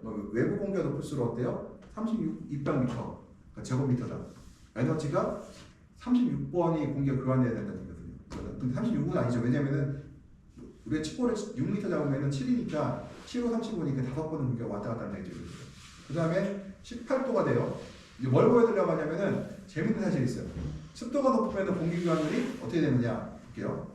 내부 습도를 높아지면 여기 볼게요. 18도가 되고 40, 90, 60이 되면 45가 되고 여기는 5가 되고 30이 되고 11이 되면은 30회가 되죠. 내부 차가 16이 발생하니까 이거를 1立方미터 공기가 나오게 되면은 6.4의 공기가 교환이 되는데 칩볼을 6.5m로 하면은 6m로 하게 되면은 한 번만 교환됩니다. 시간당. 근데 이거를 갖다가 습도를 내부 습도를 90% 올려버려요. 그러면 엔탈피가 커지죠. 그러면 어때요? 4.7이 나오죠. 이거는 온도가 높아질수록 뭐가 돼요? 환기율이 줄어들어요. 근데 환기율이 줄어들면 재밌는 게 있습니다. 온도는 높였는데 환기율이 적어지니까 난방 에너지가 적게 들어가요. 그래서 이거를 이제 유형을 한번 보시고 그 다음에 여기가 아닌데 어디서 나왔는데 여기가 안 나오고 아마 다른 챕터에 그냥에 나올 거예요. 이렇게 했더니 뭐가 나오냐면은 온실의 온도 습도를 그러니까 난방을 해서 습도를 높였더니 절대습도를 높였더니 에너지가 오히려 그러니까 환기를 적게 함으로써 에너지가 적게 들어가다는 얘기가 나와 있다 나중에 보면 여기서 나오죠. 패드 앤 팬에 의한 이제 우리가 벤틸레이션에서 이제 패드 앤 팬의 시스템에서 환기 시스템인데요. 보통 이제 덥고 사막교에서 사용하죠. 그 다음에 이제 일부는 이제 지중해 연안 지역에 사용되고 있어요. 그러니까 보면은 여기 패드가 있고요. 물이 흐르고 있고요. 팬이 있으면은 팬이 공기를 일로 밀어요. 그럼 여기에 저압이 압이 걸리게 되고 저압이 걸리게 되죠. 그럼 여기는 바깥에 있는 공기가 패드를 통과하면서 지나게 되죠. 그럼 여기가 습하고 시원한 공기가 만들어져요. 그래서 패드의 거리에 따라서 안쪽하고 이 패드 쪽하고 팬 쪽하고 팬 안쪽하고 온도가 4에서 8도까지 자기가 발생할 수가 있어요. 얘들 굉장히 크게 발생하고 그러면은 일반적으로 이제 온실폭이 길어지면 어떨까요? 넓어질수록 안 되겠죠. 그래서 우리가 최대로 50m의 중심으로 제한한다. 거고 그 다음에 편차가 크게 발생하잖아요. 결론은 뭐냐면은 좋은 조건은 아니다. 단지 안 할 때보다 낫다 정도 생각하시면 돼요. 근데 팬앤페드 방식인데 이렇게 보면은 바깥쪽에 이런 팬이 달렸고 지금 이거는 이제 셔터가 있죠. 이거 이제 우리도 팬앤페드 방식이 99년도 90년대 이게 들어왔었거든요. 이걸 어떻게 하냐면은 겨울 되면은 지금 이 시기에 되잖아요. 여기를 다 어떻게 하는 줄 알아요? 다 막아 비닐로 싹 이거 닫아도 차공이 들어오거든요. 그 다음에 이제 에어튜브와 결합된 패드앤팬 방식이요. 이거는 어디 있을까요? 반밀 병실. 격실이 있죠. 격실. 그러니까 반밀 병실 특징이 뭐냐? 바로 두 개의 벽으로 되어 있다. 여기서 내부의 공기를 집어넣고 물에 여기가 보면은 히팅하고 웨이팅에서 이제 패드가 있거든요. 그러니까 히팅도 하고 패딩도 있고 물에 적시게 돼요. 그러면은 우리는 이제 그 물에 적시는 걸 할게요. 패드가 들어가고 공기를 밀어넣으면은 공기가 이렇게 들어가서 습하고 차가운 공기가 이렇게 생기겠죠. 그러면 이 안에 뭐가 생겨요? 온실이 차갑고 습해지죠. 그리고 여기 구멍 있죠. 압이 걸려요. 이제 패드에서 압이 걸리고 튜브에서 공기 들어오면 압이 걸리고 압에서 바깥으로 공기가 빠져나가죠. 그럼 이거는 뭐냐? 바로 반밀폐 온실. 이게 반밀폐 온실이에요. 그래서 반밀폐 온실은 바로 패드앤팬 방식에서 이제 에어튜브를 결합한 방식이다. 지금 요거는 패드앤팬 방식은 이제 아니고 여기는 보조가죠. 그냥 히팅만 해서 안으로 밀어넣거나 쿨링만 해서 밀어넣는 구조인데 여기는 에어컨 쓰고 있죠. 네. 예, 원래는 에어컨 쓰는 게 아니라 패드로 쓰게 돼 있어요. 그래서 이제 기존에 이제 길이를 제한하는 극복이 했죠. 왜냐면 양쪽에 밀면은 100m가 되죠. 그래서 할 수가 있고. 그다음에 그 패드를 통해서 차갑고 습한 공기가 직접 배분의 장점이 있고요. 온실의 공기를 균일하고 가습하여 기본 개방을 자극하지 않고 습하게 만든다는 거죠. 그다음에 단점은 여기하고 편차가 돼요. 여기서도 발생하겠죠. 튜브 길이에 따라서 온도 분포가 균일하지 않는다. 그래서 저런 튜브를 사용하지 않을 시 튜브 공기 길이에 따라 온도가 상승하거나 문제가 발생할 수 있는데 그러다 보니까 저런 튜브를 사용하기도 하고 또 사용하는 것 중에다가 이중 닥트를 사용해요. 이중 닥트가 아무래도 절연성이 높아지겠죠. 여기는 그 에어튜브가 사용하는 패드앤팬 방식 같은 경우는 야간의 튜브의 다른 용도는 외부 공기를 분비하여 천공조의 제습 효과를 얻을 수 있다. 그러니까 천공은 뭐예요? 그 튜브 주변에 구멍이 있죠. 외부 공기가 차갑고 건조하잖아요. 이거를 안으로 집어넣음으로써 외부 공기가 건조하니까 그걸 집어넣음으로써 그 제습 효과를 얻을 수가 있다. 그다음 온실 온도차를 유발할 수 있어서 벽 입구 바로 뒤에 열 경계가 필요하다. 가장 따뜻하고 밝은 기간 동안 여름이죠. 차가운 건조 공기를 작물차를 수직 상승시키면은 작물의 높이에 따라 온도차가 발생한 스트레스가 발생할 수 있다. 그래서 키가 큰 작물은 높이에 따라서 증가되는 차이가 나타날 수가 있다. 예를 들어서 찬 공기를 갖다가 밑에 놓을 경우에는요, 실제로는 이렇게 되면은 실제 사는데 아래 과일을 잘 안 익는데요. 예, 그래서 그런 경우도 있죠. 참. 예, 밑에 찬 공기에 들어가서. 강과에서는 식물의 아래 증가하면 생장품에 있는 수분이 부족하여 시들거나 온도가 건조하다. 그 강과. 그래서 작물 하드 닥트로 인해서 이제 식물의 하부의 증가하면서 강과에서는 이제 하부의 증가하면 생장점 부위의 수분이 증가하여 시들거나 온도가 상승할 수도 있다. 그래서 닥트 사용할 때 주의하라. 그러니까 아래쪽의 증산량이 많아진다. 왜요? 강이 센데 아래에서 유동이 일어나. 그럼 아래 증산이 뭐예요? 막 많이 일어나. 활기차게 일어나죠. 활기차게. 그럼 어때요? 증산이 아래쪽에 물을 많이 뺏기고 위는 안 뺏기게 되면은 바로 아까 저기 뭐였죠? 탄광 얘기했었죠. 네. 얘는 공기의 흐름이 어때요? 차갑고 건조한 공기 건조한 공기 어디로 들어가요? 외부 공기 들어오면 6월달이에요? 7월달이에요? 광인막 세게 받고 있어요. 외부 공기 안에보다 건조할 거 아니에요. 건조하죠. 외부 공기는 바깥 공기, 외부 공기가 내부 공기보다는 건조해요. 무조건. 그러면은 건조한 공기를 암초를 밀어넣어요. 네. 그러면은 아랫잎이 어때요? 건조해지죠. 네. 그럼 증산량이 높아지죠. 뺏어갔어. 근데 해는 세요. 그럼 위쪽이 약해. 위에 증산량이 많고 아래 물을 뺏어가면은 바로 시든증이 발생할 수 있다. 그래서 이런 것들도 고려해야 된다는 이 얘기예요. 그래서 어두운 기간에 그러니까 동절기에 그러니까 어두운 시기에 건조한 공기가 아래에서 위로 수직하면 캐노피 상단의 결로 오염이 증가한다. 이건 뭐냐면은 이제 동절기에 이제 그 난방을 할 거 아니에요? 난방을 하는데 이제 따뜻한 공기가 건조한 공기가 이제 바깥에 들어와요. 그럼 따뜻한 공기가 위로 올라가면 어떻게 될까요? 식어지게 되고 그 다음에 또 건조한 공기가 만들어요. 건조한 공기 아래 들어오게 되면은 위로 올라갈수록 공기가 차가워지거든요. 그리고 올라가다가 건조한 게 올라가면서 열을 뺏어가고 위쪽에서 식물차에 차가우니까 거기서 결로가 생길 수도 있다. 그래서 여러 가지 이제 그래서 요거는 저도 이제 반밀폐 원시를 사용하지 않았는데 이론적으로 생길 수 있는 문제들에 대해서 얘기를 하고 있는 것들에 대해서 최적의 튜브 및 패드펜 시스템을 결정하려면 아까 말한 모든 점을 고려해야 됩니다. 자, 이걸로 사용하려면 패드 반밀폐형 원시를 운영하려면 어때요? 기술이 더 좋아야 돼요. 그래서 그러니까 운영자의 실력이 뛰어나야 되거든요. 얘들이. 그다음에 우리가 이제 야간에 에어 튜브가 있는 벤틸레이션 시스템인데 우리 에어 튜브 드림더 밤 동안에 이제 벤틸레이션 시스템을 이용하는데요. 야간에 튜브 시스템화가 제습할 수 있다. 인공 조명이 없고 그러니까 스크린 다다원실에서 시간당 제곱미터당 5입방미터의 공기 환경이 필요할 경우에 보게 되면은 환경영향이 너무 낮으면 스크린을 완전히 닫고 천창을 열어 환기를 유도하는 제습량을 늘릴 수 있다. 그러니까 환경영향이 너무 낮으면요 스크린을 닫고요 천창을 열어버리면은 우리가 환기를 유도한 제습량을 늘릴 수가 있다는 얘기가 되는 거예요. 그래서 제가 그때 그 18도가 창을 미세하게 열어놓은 거 같죠. 그걸 우리가 천창갭이라고 하죠. 뭐고요. 균일성을 위해 열이나 습기 국지적 축적을 방지하기 위해서 온실공을 균등하게 분배하는 걸 정대기를 튜브는 작물 겉에 아래 설치하는 거죠. 아래쪽에 이제 겉을 설치했죠. 이것들이요. 이거는 재밌는 게 뭐냐면은 축구가 높아지니까 가능한 일이에요. 축구가 옛날에는 그 네덜란드 그 제가 사용했던 온실도 3.75m짜리 온실이었거든요. 90년대 초반의 온실이. 그때는 게다가 놓을 수 없어요. 바닥 겉을 어떻게 하냐면 바닥에다가 전부 깔았어요. 배지를. 그때 안면 배수판 깔고 바닥에 전부 다 깔아놨어요. 근데 축구가 올라가면 어떻게 돼요? 이렇게 됐죠. 그러다 보니까 이 공간이 생긴 건데요. 여기다가 튜브를 이렇게 된 거예요. 그러니까 에어 튜브의 얘기를 할 때 여기 난방 얘기를 하고 있나요? 안 하고 있죠. 맞아.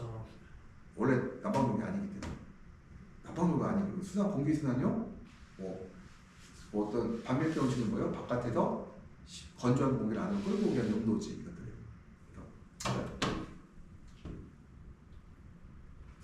그 다음에 이 에어튜브가 지금 보면 이거 지금 거의 사용하지 않았는데 이게 작물 위 스크린 아래 설치된 이제 평행한 초벌용 건조한 공기를 방출하는 시스템이거든요. 얘는 아래쪽으로 26도 아래쪽으로 공기를 쏴요. 그러니까 아래쪽으로. 투명한 재질로 만들어야 되고 그래서 차광을 최소화해야 된다. 이거 쓰면 지금은 이거 거의 안 쓰죠. 왜냐면은 이거는 어땠어요?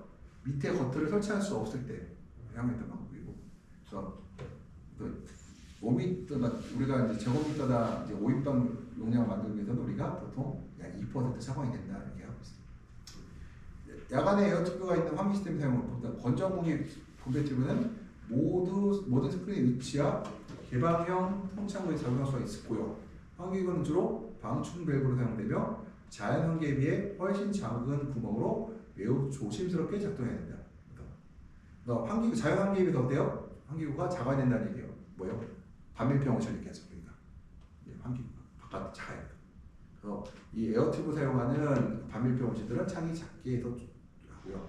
측벽의 열광기는 재수단된 따뜻한 공실 공기로 외부 공기를 데울 수 있고, 습한 공기는 차고 건조한 외부 공기보다 더 많은 애를 포함하므로 환기된 공기의 에너지 함량 중 상당 부분은 여전히 손실을 발생합니다. 그래서 우리가 이제 공기를 빼잖아요. 외부 공기하고 내부 공기 섞어서 안으로 밀어넣게 되면은 안에 있는 공기가 밖으로 빠져나가게 되죠. 그럼 뭐가 돼요? 습한 공기가 빠져나가기 때문에 에너지의 손실을 발생할 수가 없다 이거예요. 지금 이거는 지금 어딘지 아더라 프랑스 남부 지역인데 외부에다가 이제 튜브에다가 이제 바깥쪽에다가 달아서 열광기를 달은 모습인데요. 여기 보면 주간에 에어튜브의 환기 시스템 사용, 온도 화강용이고요. 주간에 냉각 및 제스 시스템으로 튜브 시스템 사용하려면 최대 우리가 제곱미터당 시간당 80입방미터의 공기를 배출해야 됩니다. 우리가 제곱미터당 7立方미터로 하면은 얼마예요? 12세회 정도의 공기를 교환할 수 있는 누적. 시간당 온실 공기가 12번 정도를 교환할 수 있는 누적이 돼야 된다 이 얘기를 하고 있어요.